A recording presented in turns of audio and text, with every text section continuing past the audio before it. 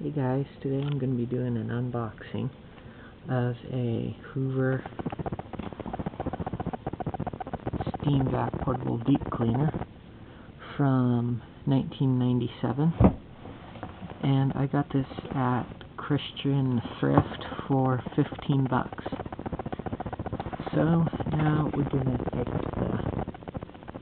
the thingy, yes, trusty knife, Husky box knife, and we will open it.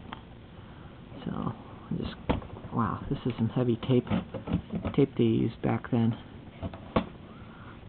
So I'll just take this, slice it like that, not cut my leg off, because I don't want to I want to reuse the packaging on this, because it'd be cool.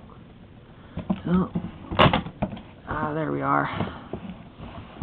Opening, and, well, that's depressing. It's not new. Okay. So this is a cool machine. What else is in the box? Oh, hey. Came with its measuring cup. That's a good thing.